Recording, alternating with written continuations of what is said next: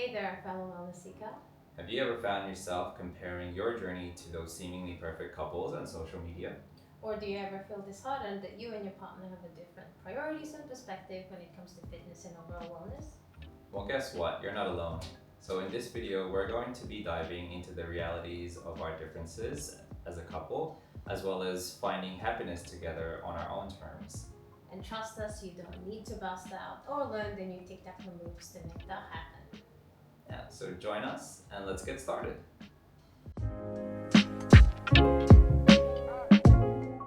Yes, Cut! finally. All right. How long did that take? Like 15 minutes? Hey there, and welcome to Banded Together, a little space and corner in the YouTube universe. And we're thrilled to have you join us as we navigate through our wellness journey together as a couple. And thank you for joining us today. Today's video is a little bit different because it's a podcast style, so we'll be asking questions off the screen, but generally the entire video will have a casual vibe to it.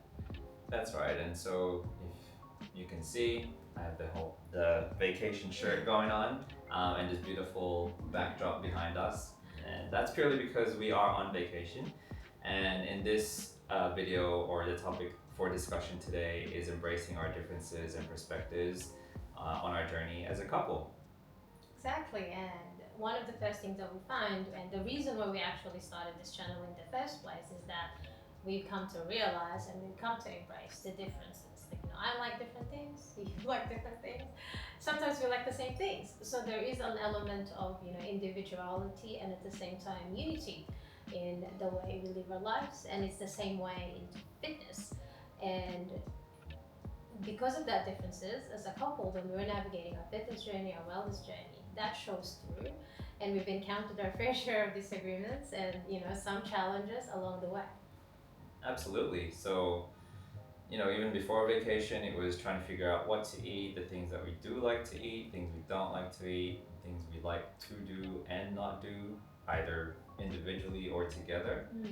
And so basically, it's just trying to find that harmony and balance. To do that, yeah, and that's the real challenge, is like trying to blend or like finding out the harmony between the differences we have to each other. And that's really what we're going to unpack today. So let's kick things off by discussing the difference between men and women. I mean, we all know men and women are different, physiological and hormonal differences. And usually that differences impact the way they look at fitness and overall wellness. So how did we navigate that? Yeah, so when we started this whole thing, we didn't really talk about how we're going to approach it. We just knew that we wanted to lose weight. And as I said in our first video, it started off as a challenge. And I knew that I wouldn't need to lose a lot of weight. And so I just started doing things, and one of the family members decided to also just do something similar, but there was no discussion. We kind of just started. It's just like, okay, we want to lose weight. Let's just get started and doing it. And without even noticing, we just kind of did our own thing. Yeah. Like, what appeals to you and what appeals to me, we just end up doing that. And without really realizing it, that we've actually started with the same goal, but different approaches. Yeah. But at the same time, we didn't even, well, at least for me, I can say I didn't even really know why I was doing them, other than I was just being competitive. Well, no, you're doing it because that's what you wanted to do. And that's the point of this entire, question, is that if you're a man, you are not immediately going to start with yoga. It's the same with women. Women would not necessarily just go to the gym and start lifting weights, especially if they're starting. So without even thinking about it, we have the same goal, or same view of what we want to achieve, but we've gone about it differently. Yeah, individually.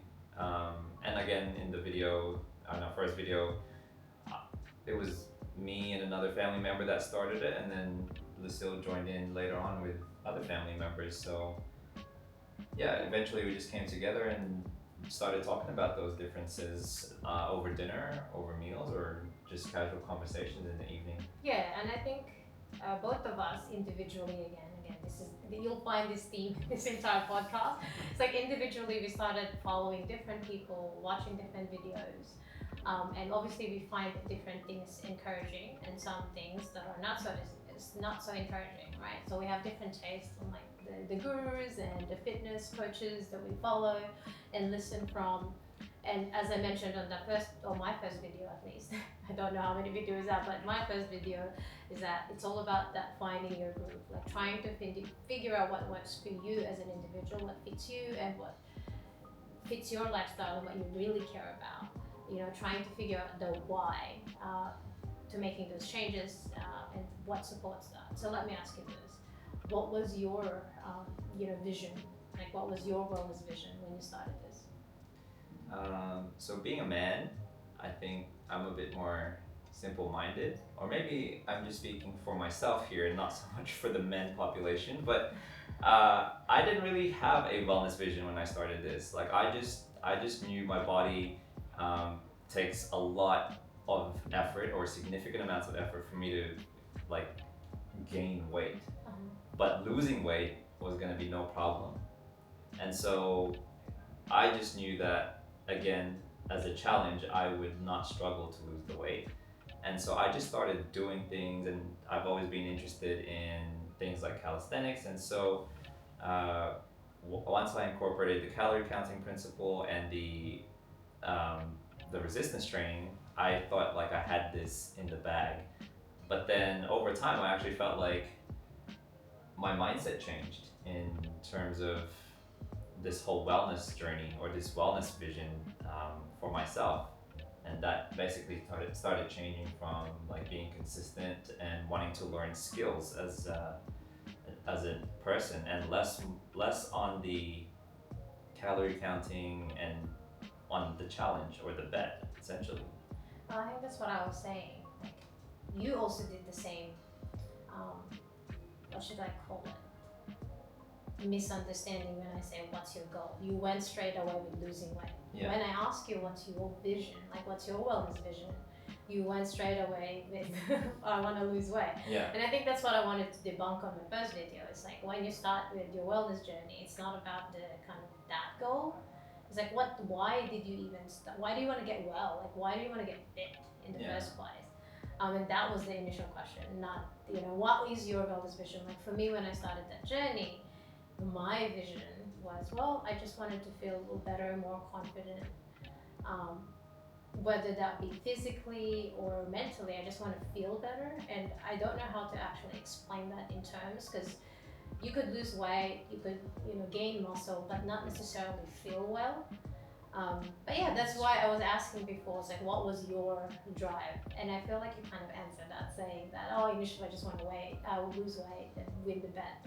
But then as you go through losing calorie, like you started with a calorie counting, you started with that kind of gym bro or gym girlies, gym mindset, right? Not necessarily going at it from wellness, and then you kind of stumbled upon the wellness part of it later on.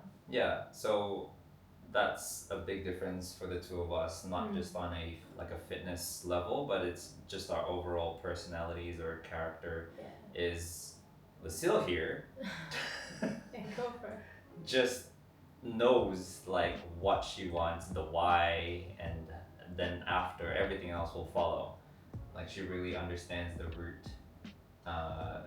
root cause or the root decision. Whereas for me, I don't understand it at first, and it's the same way that I answered the question. I just knew the goal. You want to lose weight? Yeah, I just knew the goal, but I didn't know why I was doing it for myself. Yeah, so I'm a very deep individual. I think about stuff, which is sad and good at the same time. But Jay here doesn't do that much thinking. Absolutely so it's not. probably more about men and women differences again. It was actually really interesting because it's fascinating how our brains just work differently, like just naturally wired differently. And hopefully this video kind of shows that we are completely different individuals. But yeah, I'm a bit of a nerd. So I actually do read, I do a lot of research. And there's actually a lot of research papers that confirms this, that men and women are naturally different. Not necessarily different in things that we can achieve in life, but we're just different physiologically, and like our bodies are just different, and our brains work different too. But yeah, men and women have different motivational factors, not to mention, the distinct physical differences.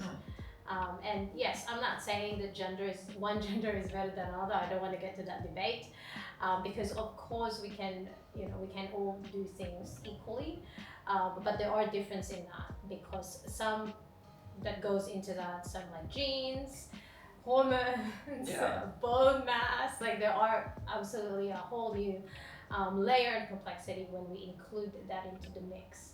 So I don't want to get to that discussion, but yes, let's discuss the I guess elephant in the room, and I'm gonna make this a little bit of a generalization here. I guess it's a common misconception that generally speaking, men loves growing muscle, right? And then women, on the other hand, don't want to grow muscle. They kind of just want to have tone, and then men wants that big ass muscles. What's your take on Mm, it's not, I don't think it's.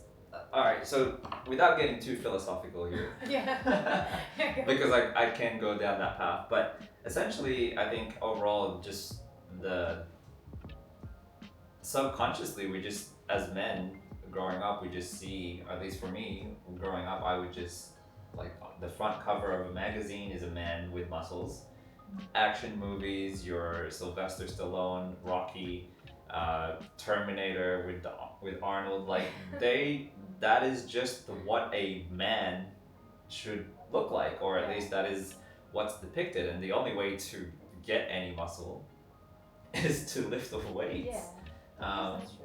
and so I think as a man generally, we that's just what we do. But then obviously there are other complexities along with it. But overall, I think that's the whole. Yeah, and the same with women, right? Like women, how many times you've encountered a woman, right? And you encourage them to lift weights, do strength training, and their response was, I don't want to gain muscle. Yeah. I don't want to look bulky, right? So I think there's just that natural, I guess, direction in terms of like fitness, what you look like, and how you're supposed to look. Yeah, so it's like a societal standard, Yeah, an unspoken societal standard of what a man and a woman should look like. So, uh, if you look at just generally speaking, like a toilet sign, yeah, a man is just a head with arms sticking out. But then for like a woman, it would either be a skirt or a dress or something. I guess that's true. And so yeah, societal like standards is that. Just different, yeah, and that's why probably there's that misconception that lifting weights is to men and yoga and Pilates are to women. But as you can see in this channel and what we found our fitness routine, our workout routines are like, it somehow is similar but are different. So I think Pilates or yoga in general, or Pilates reformer with strength training, is for everyone. Even though generally speaking, most women take up Pilates reformer, but men doesn't necessarily do that. But there's a lot of videos. Like I think that's a new trend now, where it's like men doing Pilates reformer and they're struggling. It's such a vibe. I like watching it. But I think that's where the misconception comes. But there's also a fair bit of women now lifting weights as well. But it's still a main difference when you start your journey. Yeah, it's neither here nor there. Like resistance training, weightlifting, whatever you want to call it, is not just specific for men. And yoga and other forms of exercises is not just specifically for women, because like we are all different individuals, and some of us may have injuries. Correct. Yeah. And so for people with those types of injuries, only specific types of exercises would be appropriate. Yeah. And really what I'm trying to say here is all exercises are good, and you should probably incorporate multiple of them to have an overall balance. Yeah, I think that's a good as a general statement. Yeah. Yeah. Well, we'll go to the next topic, because we can talk about this in more deep format. But let's go to the next question. So that's how our differences, like in terms of fitness, like what we prefer doing. But how did we actually navigate those differences? So let's start with maybe diet or food. Sure. Yeah. So for me, diet and food doesn't matter so much because of my metabolism. Yeah, I am so jealous. and Lucille's metabolism is It's not great. like if mine is over here, hers is like over here. So uh, I think in terms of like Like food, you can eat a ton. yeah, like you I can was eat a lot. yeah. So I'll normally Yeah. I'll order for me, and then Lucille will order for her, and then I'll also end up eating her food because she can't finish it or she's mindful of the calories. Well, most of the time I'm not, but just like as a general term, I'm like to give a viewers a view of how we eat a lot. So let's say we go to a Korean restaurant. Usually in a Korean restaurant, like you get your meat, you get your rice, you get a soup, or like a seafood pancake. Yeah, so it's normally like you can get a set menu. Yes. So we would normally order. I would say that if I am with a normal individual that doesn't eat a lot, we would order for two, right? But when we're together, we will order for four, and you can order that much food, or you can eat that much food, and you'll be fine. You will be just right. Like you're not overfilled. You're just right. Meanwhile, I'm on the other side of the table, struggling to finish that amount of food. I mean, in reference, I'm like 5'1", 5'2". I can't eat a lot. But Jay's the same height, just a little bit taller. But I he eat can for like a lot. like three other people, right? So Yeah. so yeah, like that was something that we realized recently. So we normally did have Korean barbecue Yeah. with family, but we went together one time, and she was like, "Are you sure like this menu is like isn't this too much for us Yeah. for this table of four?" But like, yeah, we ended up finishing it, or I mainly was the one who ate it. So why are we telling them this? So let's put this in perspective. So when we start our decision to cut calories, how does that work for you? Because that's essentially where we started. We think that exercising alone is not going to take us to that journey. So we also had to do diet changes. And one of the first things that we tried to do is not necessarily cut calories, but like start counting calories, so we know where we spend where we eat and how we eat it, and we cut the things that are bad for us and replace it with healthier alternatives. But yeah, so we had to establish a baseline correct. of like what was sufficient for us. Like when I first started the calorie counting thing, I Yeah. was just starving for that whole week, and like just trying to make it through that whole week without like trembling every moment of the time because I was so hungry. Yeah. But then like once we've established that baseline, things just became a bit more easier for us. Like, and we started to navigate to or have the discussions we started to have outside of how many calories we could have is just what can we replace things with, so instead of But I think that's what I was saying before. Like, why are we telling them that you can eat a lot in terms of Korean restaurants and stuff like that? Why is it relevant in terms of differences? Is because when we started cutting calories, or when we started counting our calories, it's such a struggle for you because you start trembling because you're so hungry. yeah And so what you end up doing is you exercise more, right? So the more you exercise, I think at the beginning, the more you exercise, the more you realize that you can increase your calories. So that's kind of how you navigated through it. It's like, okay, I'm gonna cut my calories, and then you lost weight straight away. It was really fast for you to lose weight. That's not the case for me. And then what you end up doing is, okay, if I increase my exercises, if I increase my training, technically I can eat more. So you achieve that balance straight away. yeah, but purely because I was going about it pragmatically. Yeah. But yeah. But I think for me, the main difference and why we're telling you how our bodies are different is I don't have such a fast metabolism, same as Jay. So what happened is when we started cutting calories, I actually cannot cut any more calories on my intake, because the more I cut it, that just means that I'm not really helping my metabolism as well, because then if I starve myself, it's not very good for my metabolism. So when we start tracking calories, I find that my calorie intake was already in my usual, it's in kind of like maintenance state, for lack of a better term, and I can't cut more, because cutting more, obviously as mentioned, I'm a bit of a nerd, so I researched this. So cutting more below my healthy intake is not going to help me in the long run. So I guess my journey to losing weight wasn't as fast as yours. because I have to generally eat the same but healthier. Yeah. So it's not necessarily reducing my calorie, it's like actually the same calorie, it's just better alternatives. Um, and then kind of gradually incorporating exercise to it so I can increase my calorie or my calorie intake. But yeah, I did a fair bit of search on that, like trying to figure out what's the best way to count calories as a petite woman because it is quite different. You know, if you're a tall woman, you have, you know, like if you do your generic, what do you call it, like calculator online on like how much Oh, calories. the daily energy Yes. expenditure. Yeah, if you're taller, I am envious and you can afford more. Yeah. But for petite women like me, like and anything 5'3" or maybe 5'4" below, it's a little bit different because you can't go any lower than a specific, I guess, range. Yeah. And trying to go lower is just going to be detrimental long term. So it was really tough because cutting it was tough for me because cutting alone means that I have to pick the right food. Like for example, if I'm gonna cut and lose weight, in terms of calories, then what the first thing that goes is my snacks, and I love snacking. So like I had to limit myself to like actually eating 3 times per day only, or like your normal 3 days per meal. So that's your breakfast, lunch, dinner, or if I manage not to get breakfast, which is bad. Let's just say I skip, like let's say I fast in the morning and I didn't get to eat, then that would be lunch, a light snack, and dinner.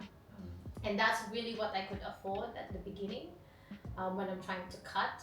But for you, that wasn't much of an issue because you can literally have more food. Yeah, so basically for me, what happened was I didn't start working out straight away. I just kind of tried to establish my, like, the bare minimum calories I can have for the day. And then from there, I was just rapidly losing weight.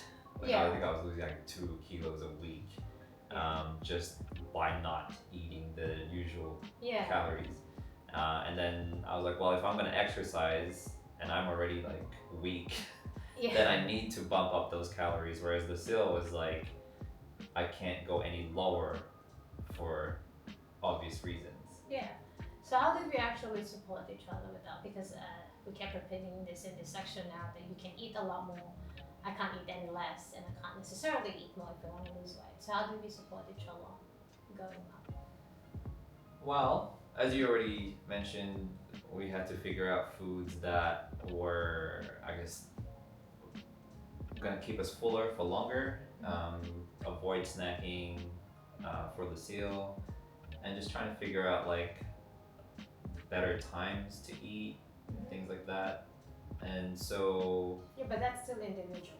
That is answer still the individual. question. How did we support each other in doing that? Outside of the usual encouraging each other and whatnot. Yeah. So like for example, just to give it like context to the viewers, if you're hungry, right? I think at the beginning this was a struggle because if you're hungry, you're gonna cook yourself like a marinated chicken. I can smell it and I'll get like I want one, but I can't because I've already had eaten. How did we navigate that? Because if I smell it, I now want to, this is the struggle when you're living together. It's like he's going to be snacking and I can't afford to snack or I can't have another meal because as mentioned, I can only do it the first, three meals a day. How do we support each other in that? Because you can eat during the day and I cannot. I'm at a loss right now. What did we do? Or just jogging your memory. What helped us navigate that? I think, personally speaking, for me, it was more of a self-control, but that's again quite individual.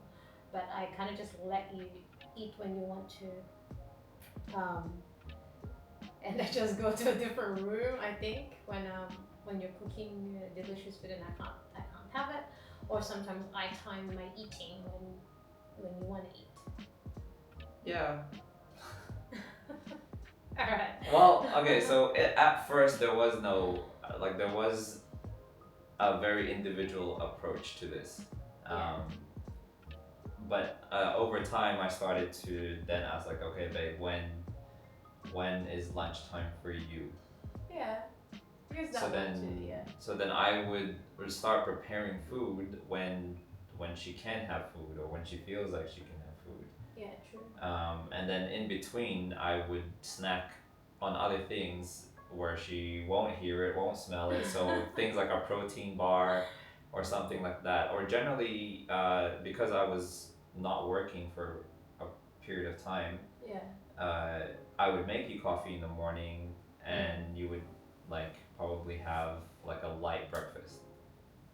And Yeah. then from there, I would probably join her, and then after that, like you wouldn't hear me eating anymore until I asked you, hey, when? When's your lunchtime? Yeah. Yeah. So that was one way we did it, because like if I just ate whenever I want, like she would constantly I would also eating. want to eat. Yeah, it's interesting, right? Like maybe I'm not the only one that has that tendency where you're not necessarily hungry until you smell the food. Comment in the section below if that is you, because I struggle with that. It's like I know myself. If there's no food to be seen, I won't be eating. Especially if I'm working, I get into the zone and I don't necessarily need to eat. But then the moment that someone screams food, or the worst, the moment I smell food, is when my brain says, you need to eat that. Yeah. You've just eaten, but you need to eat that. So a little bit of a struggle, but yeah, the way we navigated it was, yeah, we timed our meals together. And if you have to have a snack, yeah, he just does it where I can't smell it. Yeah. Or where I can't see it. I mean, it wasn't for a very long time, but at the beginning that was necessary so that I actually cut on snacking. But later on, when I develop a bit more of self discipline, then we didn't need to do that. Like we did it for a period of time, and then we stopped doing it, and then Yeah. we just relied on the fact that I know when I can eat and I know when I shouldn't eat. Yeah, so it started individual, then it became like a couple effort, and then it kind of reverted to we now know, and therefore we can just do what works for us. Yeah. So I'd like to add as well. I think I kind of forced some of this on you as well, Mhm. in terms of food.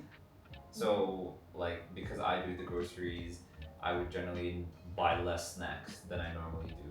Yeah, And then that's eventually true. you reverted to just like having popcorn for Yeah, your snacks, or more like lower calorie type of snacks is what I would buy, so that you Yeah. could snack in between meals if you felt. that's true. This is So- another one how we've supported each other. It's like buying better snacks Yeah. for me. So when my will not to snack loses Yeah. my desire to snack, Yeah. yeah, I could only snack on things that are better. I guess that is how we've also helped each other. Yeah, like I mean, we did a few things individually, but again, like it is all a journey, and we didn't know exactly how to do this because we've never done it together before. Yeah. And so yeah, we were just trying out things that worked for us, and so yeah, adding that of like forcing certain things on you, obviously to not to be like a punishment, but it was just being more mindful. Yeah, that's true. It's a thoughtful manipulation tactic. Yeah. There you go. Yeah. All right, let's go to the next topic now that we've established that we're going to start with. Okay, now that we've established that we are different individuals and we have different eating habits, diets, etc., let's go to our next topic, which is lifestyle habits and stress management. All right, let's break it down. So you can see we're very different again. We're very like-minded in some ways, but the way we think, the way we're wired, the way we approach things are quite different. So personally, I'm a goal-oriented person. So I want to know the goal. I wanted to know why am I doing certain things before I even start doing it. Sometimes I'm spontaneous, but most of the time I want to know the reason behind my actions or the reason behind my decisions. And that kind of seep into the wellness journey as well. And that's different to you, right? Yeah, definitely different to me. definitely don't think in that way. I'm more like doing bits and pieces. Yeah, aimlessly sometimes. Not sometimes, a lot of the times. And so this is where like And then I question, why are you doing that? And then you're like, I don't know.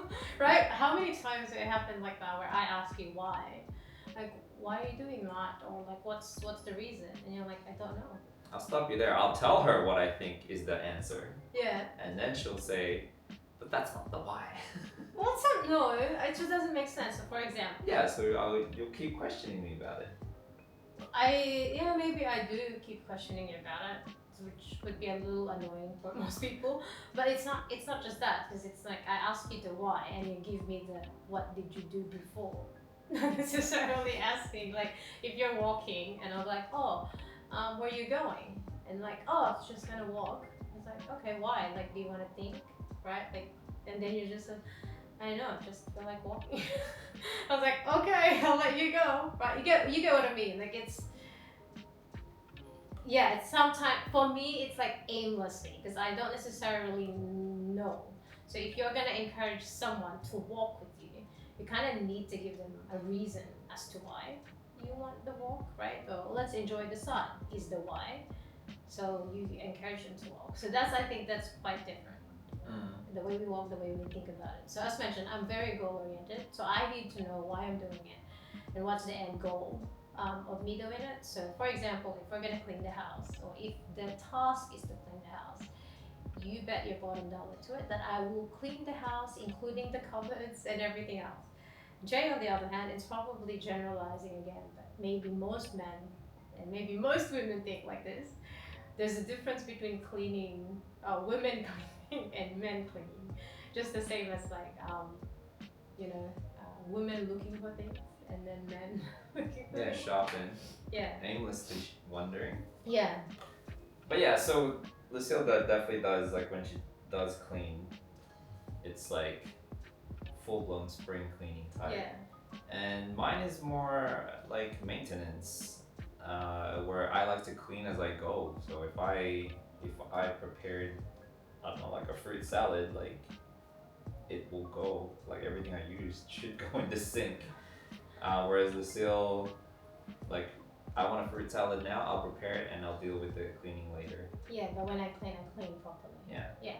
I think that is quite different because I am not a multitasker while you are, which is, I guess, a different take on men and women because women usually can multitask. Yeah. I cannot multitask for the life of me. I prefer focus. I focus blocked hours, and I think that goes to our wellness journey. Because you would, I think when we started, you would encourage me with like, oh, just squeeze in 10 minutes here and there.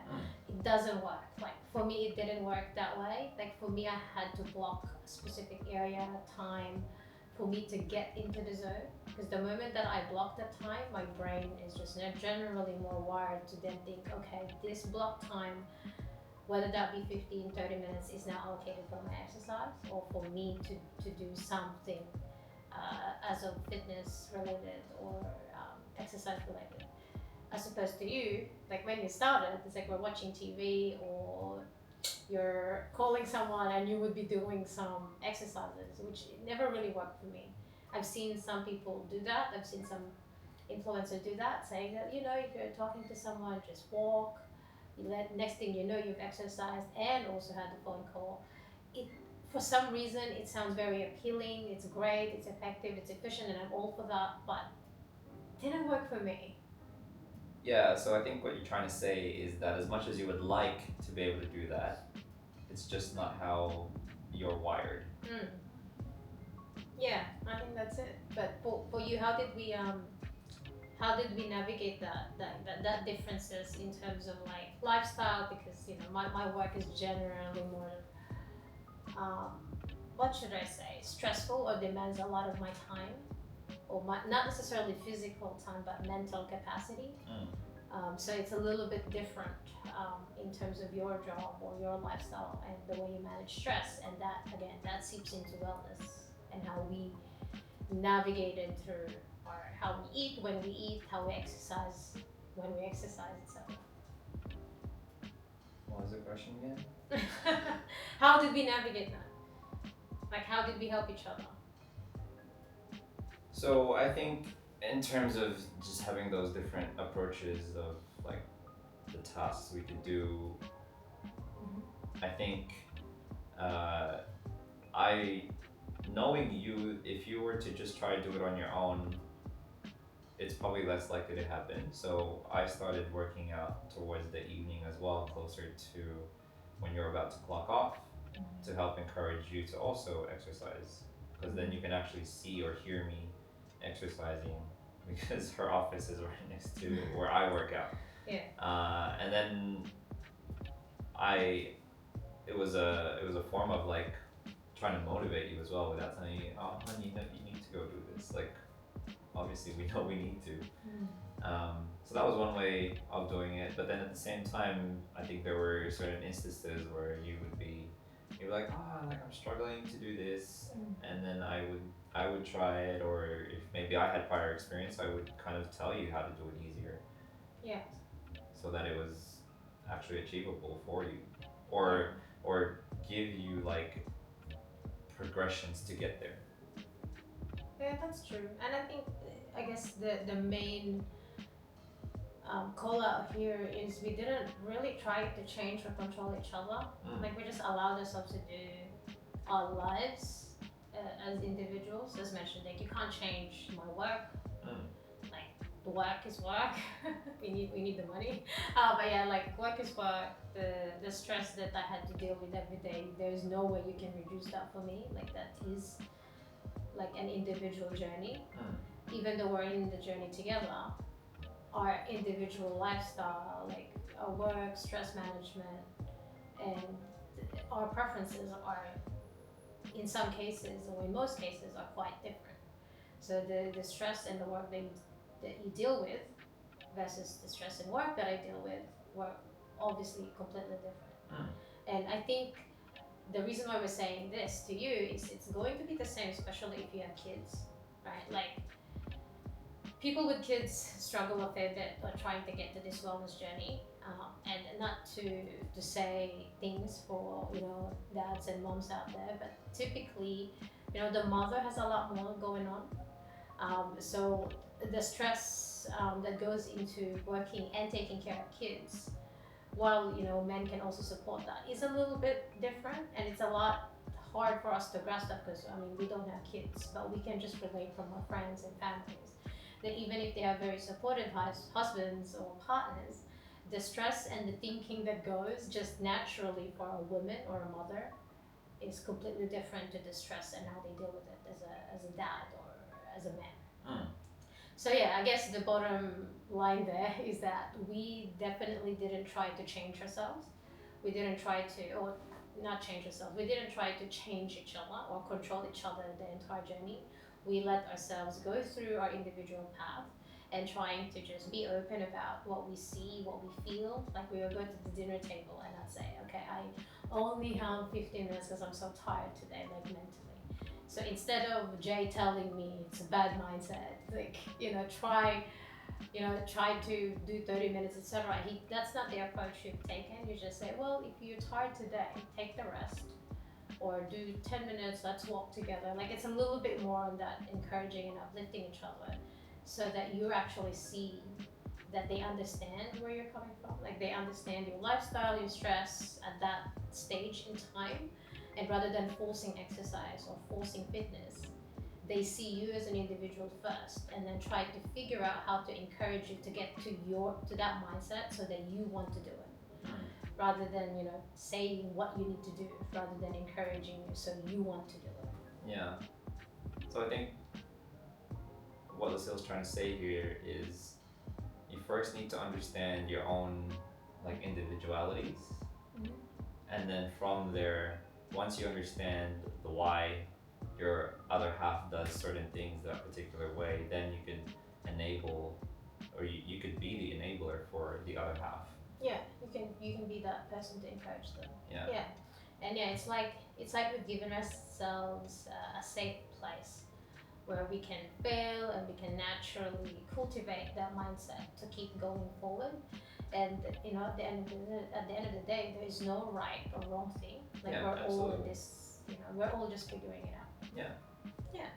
Well, sounds like a bit of a marriage counseling for some of you there. But perhaps we should actually go to our next topic, because yeah, I think if we start talking about this continuously, we're just gonna find that it's all about learning um, that we're all imperfect, Yeah. right? And then trying to operate in that imperfection is what we've basically tried to figure out. Some of it we figured out. Obviously, some we're still trying to figure out. Yeah. All right.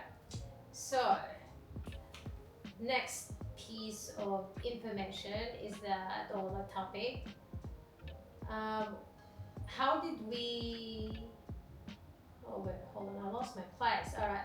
Any last piece of advice, maybe before we go, on what you wanna add for couples out there that might be finding it frustrating to like progress together because they have different perspectives and priorities, or different headspace maybe? Like, I've met people, like couples like us, where one of them wants to get into fitness and wellness and the other is not so, and their confidence level is also in different areas. Like, one is a little bit more confident and one is less. Like, any tips of advice or comments?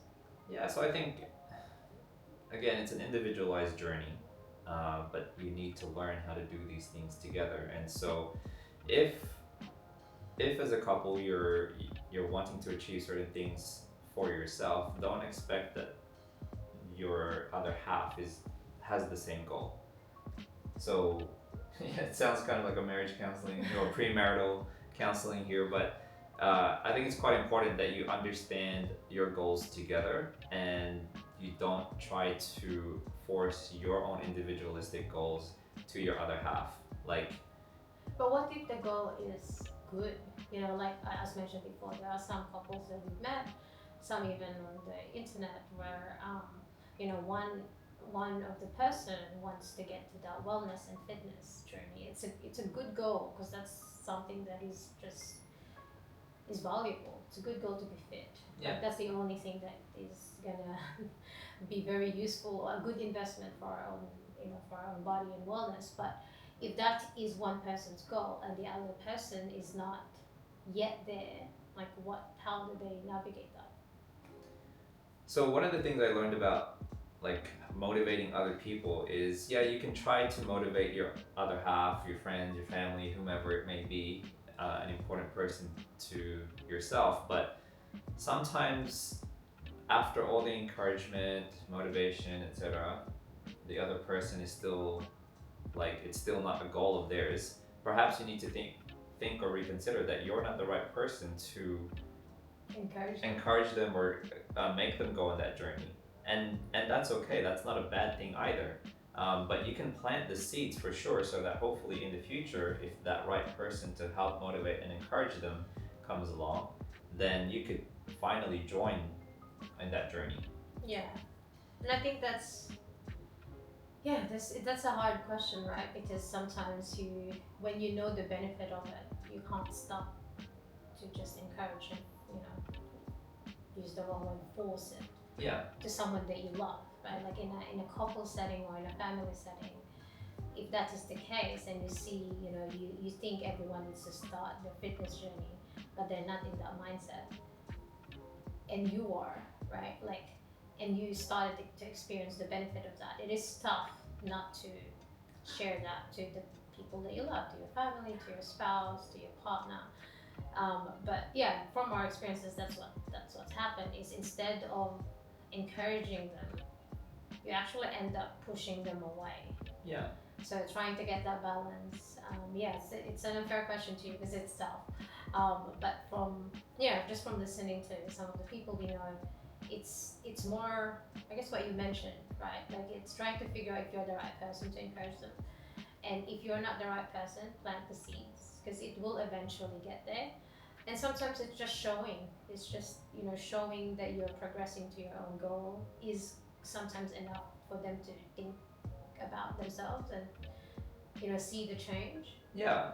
And sometimes those, like, I think sometimes there's an expectation as well of the person trying to, like, not force, but like want better for their other person, Yeah. is that they're trying to make big changes too quickly. Yeah, that's true. So instead of like, oh, come for a run with me, Yeah.